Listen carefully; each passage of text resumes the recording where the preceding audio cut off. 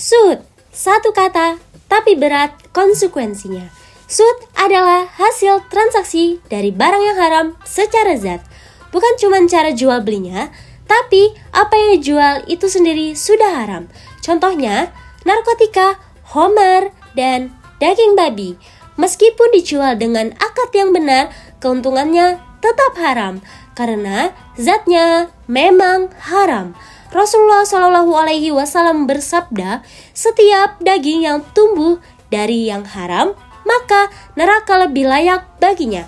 Hadis riwayat Tirmizi. Yuk bersih-bersih diri dari sud. Gak cuma jaga rezeki kita, tapi juga jaga hati dan akhirat kita. Tinggalkan yang haram, Allah ganti dengan yang lebih baik. Beli halal, hidup tenang, hati pun lapang.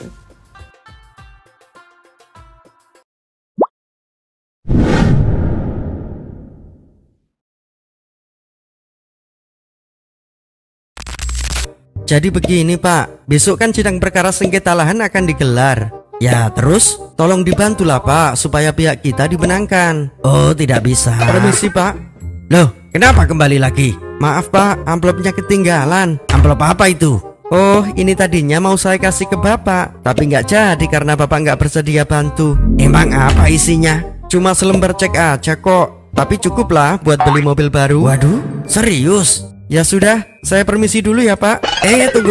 Tunggu. Tadi aku cuma bercanda kok.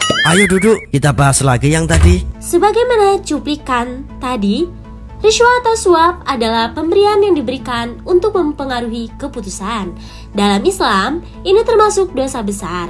Bukan hanya pemberi, tapi penerima dan perantara juga dilaknat oleh Allah.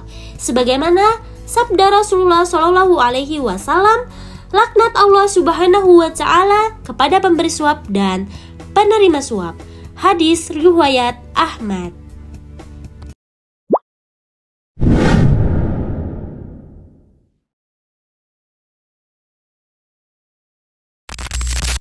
Bai Najasyi adalah praktik rekayasa permintaan di mana seseorang pura-pura menawar barang agar harga naik.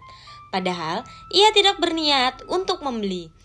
Islam melarang hal ini karena menipu pembeli dan merusak kejujuran dalam transaksi.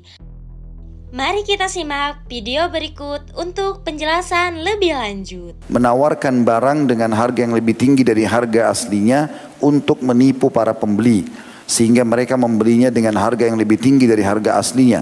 Dan ini hukumnya haram menurut ijma' ulama. Sebagaimana diambil dari Syarah Sahih Muslim Imam Nawawi jilid 10 halaman 159 dan jilid 16 halaman 120.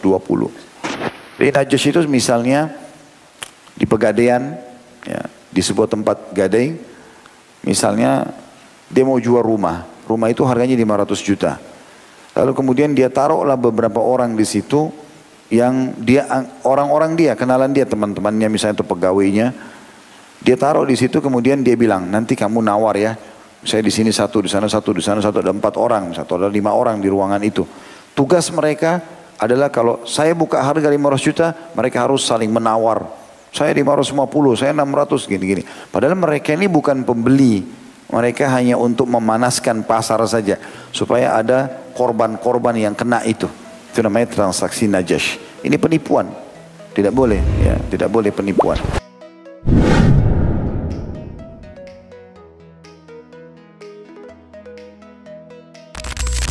Apa itu ihtikar?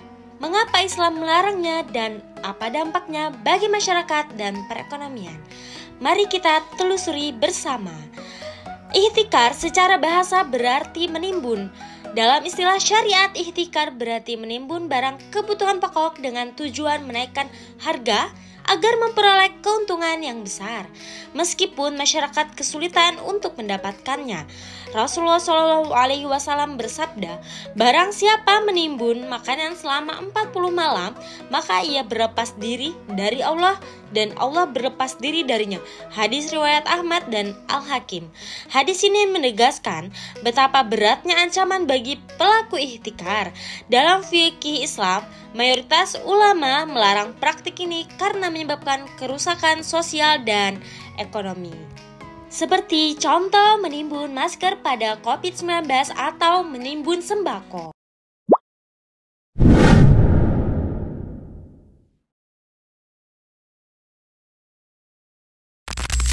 Talaki rukban ialah salah satu istilah dalam fikih muamalah yang merujuk kepada perbuatan peniaga bandar menunggu di luar kota untuk membeli barangan daripada para pedagang luar sebelum mereka masuk ke dalam pasar.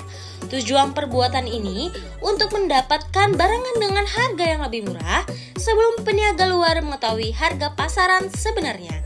Dalam Islam, perbuatan ini dilarang karena mengandung unsur penipuan dan eksploitasi terhadap kejahilan pedagang luar tentang harga pasar sebenarnya. Nabi Shallallahu Alaihi Wasallam bersabda, janganlah kamu menjemput pedagang luar sebelum mereka sampai ke pasar.